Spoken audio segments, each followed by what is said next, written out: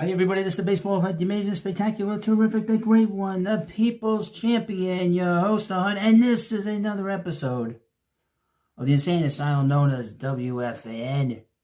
They're coming to take me away, ha-ha, they're coming to take me away, ho-ho, hee-hee, ha-ha, to the funny fun. Now, welcome back to the Baseball Hut, and hope you like this video. So we're going to talk about WFAN's reaction to the New York Mets signing Juan Soto to the biggest contract in sports history, 15 years for $765 million. And us Met fans are ecstatic. We know that they did the live streams and they all were pumping their fists. Half of them were really complaining last year that the Mets didn't know what they were doing. I thought it was interesting that Sal Licata, also known as Spaz, a year ago or so, was wearing a paper bag over his head. Now, a year later, he's got a crown on his head. Very strange. I would mention, you do not win a championship. You do not win a championship when you win the offseason. We've seen that many times with the New York Mets. I'm not throwing cold water on anything. I'm happy that Juan Soto is here. He's going to really help them win a championship. But these guys would rather go crazy in a live stream and on the radio cheering on the Mets signing a player than they would be winning the season. And that's how I look at it. And I must have had the most subdued, the host must have had the most subdued reaction to Soto signing with the Mets. Just to keep in mind where my mind is at. My mind is about winning the World Series. It's not about winning the offseason. Okay? You win the offseason, that is for rinky-dink amateurs. You know. I'm going to read you a whole bunch of articles. They post a lot of stuff on Odyssey. Guess they had to. We'll start off with Spaz Licata. Yankees losing Juan Soto falls at the feet of Hal Steinbrenner again. Not going all out. The Yankees have lost Juan Soto to the rival Mets, and Sal Licata says it is a landmark in a trend that has spanned back years of the evil empire not acting like their nickname anymore. Knowing that the Yankees were thoroughly outbid by the Mets, weren't thoroughly, I mean by $5 million? That's not a lot. $50 million over 15 years, or whatever it is. Were thoroughly outbid by the Mets when factoring in signing bonuses and opt-out clauses. Sal says Hal Steinbrenner simply didn't do enough to keep their superstar in the Bronx, the one who took the Yankees to a World Series for the first time in 15 years. The Yankees offer, quote, while it was close to the Mets, it wasn't good enough. It's $700 million. The way they I mean, I would be fair. I'm very fair here. They offered a big contract. I mean, this contract has the possibility to hit $800 million. Spaz said, I said that. The Yankees did a lot to be able to come out of their comfort zone, but hearing Brian Cashman and reading reports, the Yankees ultimately didn't do enough. I would mention the Yankees did rage spending, and they made a big contract to Max Fried. I think it's a big mistake. Front end of that will be good, but the back end's going to be a disaster. Instead of being mad at Juan Soto from a Yankees perspective, my eye would go towards the owner, Hal Steinbrenner.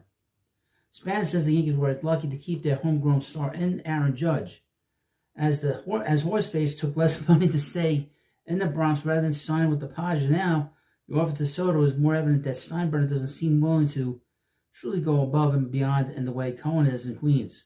Quote, bottom line, you wanted the player and you lost him because you didn't do enough, according to Spaz. Now, on Tuesday, WFAN had to bring out the old bat known as Susan Waldman to come out and defend the Yankees and put out their plan, making believe that she doesn't know what's going on. And then let me read you again from Odyssey. Susan Waldman breaks down detailed Yankees offseason plan with the Coconut and Spaz. Of course, we didn't know. The Coconut is Brandon Tierney. And he has all the wisdom of a coconut, I will say that. Susan Waldman joined the Coconut and Spaz on Tuesday and gave her detailed backup plan for the Yankees now that Juan Soto is reportedly heading to the New York Mets. Now it's funny, she's the very first voice on WFAN, and she was so great with the updates. What happened? I got to be careful, because from what I understand, Susan doesn't like being made fun of or being mocked in any way. It's always sexist. First, Susan would address the corner infield spots with a pair of veterans who have aging concerns, but she believes can still offer plenty in the short term, particularly on the defensive side. Quote, everyone's talking about first base. I know Pete Alonso's out there, but I'd go get Christian Walker right now, Susan said. And Roger Clemens is sitting in the booth. He's older, so you wouldn't have to pay much for him. But he's not older baseball-wise. He's gotten better and better every year. Again, apologizing and rationalizing. The other person I'd go get immediately is Nolan Arenado. He'd fit in beautifully over there. And then you have your defense. The one thing that was great about Juan Soto with this Yankee lineup, it was balanced. They had a balanced lineup. You bring in Nolan Arenado and Christian Walker. I mean, last time I checked, what side of the plate did they play on? Hit from the right side. So you got Stanton, Judge, Arenado, and Christian Walker. They all bat right-handed. You want left-handed hitters for Yankee Stadium. Even this Yankee Stadium. What's wrong with them?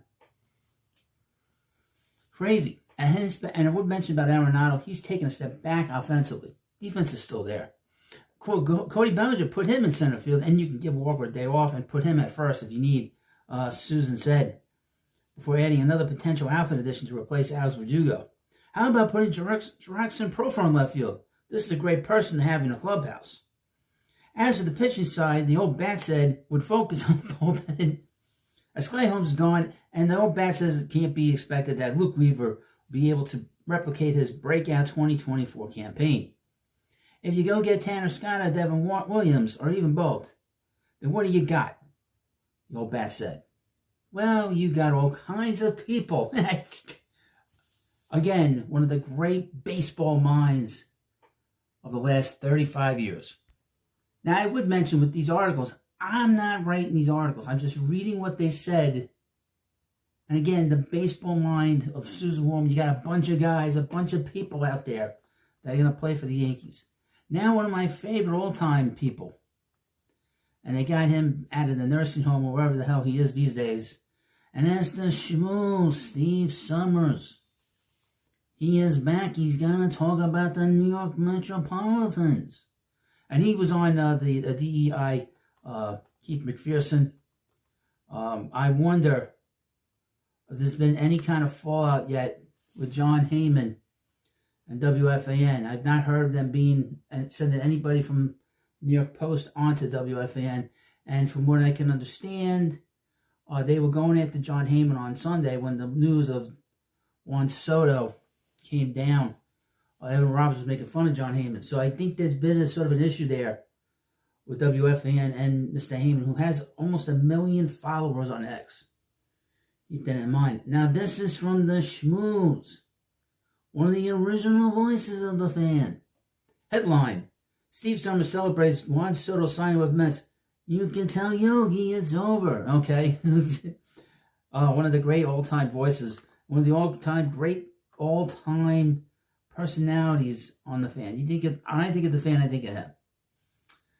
As the Mets secured perhaps their biggest transaction in franchise history on Sunday night, Steve Summers had to stop by with Keith McPherson, his DEI replacement, to give his thoughts on Juan Soto being Queens bound. I would mention that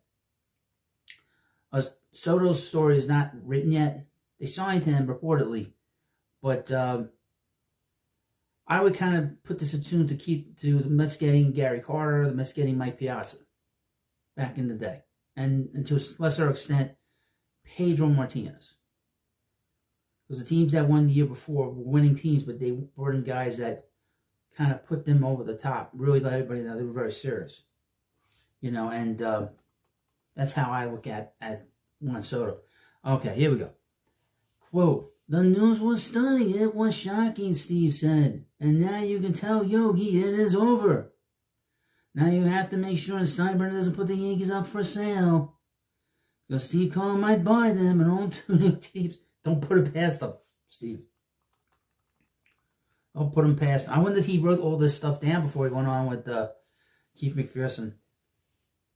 Of course, with Cohen's riches and her fan base starving to see its first championship in nearly 4 decades, Steve was already wondering what comes next for the Mets. With the ink barely drying, so first of all, it hasn't been made official. Although I have heard, as I record this video, his contract that he passed his physical, and there's some contractual issues that have to be ironed out when it comes to Soto. Interestingly enough, if I can be a starting pitcher as well and also come out of the bullpen, it might be worth all of this kind of money, Steve said. The Metropolitans have other issues that need to be addressed, including the starting rotation. It's good getting Holmes. We'll see if he works out as a starter. Getting Montas, that was a good move. Now, if they can get Manaya back, maybe Sasaki from Japan, if Steve Cohen wants to continue spending some money, he can go after Corbin Burns. Getting Soto's just terrific. You make the argument that he's not even in his prime, and he means so much to any lineup. He's a gifted, once-in-a-generation baseball player. I don't think anyone can live up to this kind of contract. But he doesn't have to. All he has to do is to be Juan Soto. Boy, he must have wrote this out. He must have wrote it out, folks.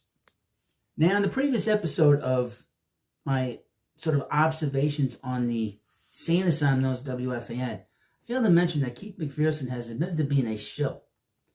I don't know if this is a paid shill, but for him to attack John Heyman, saying that he was taking, I guess, money from Scott Boras is rich, considering that he has admitted to being a shill.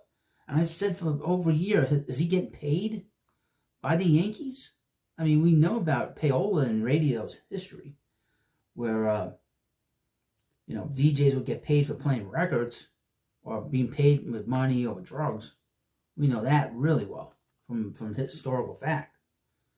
But Keith went after Boras, and he has admitted to being a show. And if you see him, he's sort of like a walking, talking, like billboard for the Yankees. The guy, whenever he's out in public, he dresses like, I don't know, like he's like a model for like the Yankees catalog or something like that. So as the Yankees deal with the fallout of losing Juan Soto to the crosstown rival Mets, Keith McPherson says the most successful franchise in sports history is dealing with an identity crisis. After all, aren't the Yankees typically the team that the stars want to play for and settle down for the rest of their accomplished careers? This is what the Yankees are supposed to do. I'm going to mention something that's important. The Yankees are supposed to have multiple star players. The Yankees are so famous. They don't need the names on the backs of their jersey. This is the mecca of baseball where everyone wants to come play. Yeah, okay. Many wondered, but mainly doubted if Soto would take less money to stay in the Bronx thanks to the allure of the pinstripes in the Yankees' deep history. But he went with the millions more that Steve Cohen offered, and Keith says those pinstripes don't have the same aura anymore. Okay, let me read you this, and then I'll mention something. Juan Soto spat on that. Juan Soto looked at the Yankees' pinstripes, the bleacher creatures, the roll call being the first Dominican in Monument Park. He laughed at all that. That wasn't what he was looking for. It was all about the almighty dollar. As much as we wanted to convince ourselves otherwise, he doesn't want to live in Aaron Judge's shadow. And I would mention, the Yankees have always given humongous contracts to all these stars over the last 40 years, starting with Catfish Hunter and Reggie Jackson and Dave Winfield. And the idea that all of a sudden this sort of holier-than-thou attitude of the Yankee fans screaming, pissing and moaning and screaming about the contract, that how dare he sign a contract, a big contract, how dare anybody, how dare the Mets sign a player and give him more money than the Yankees? How dare he, and how dare he take it?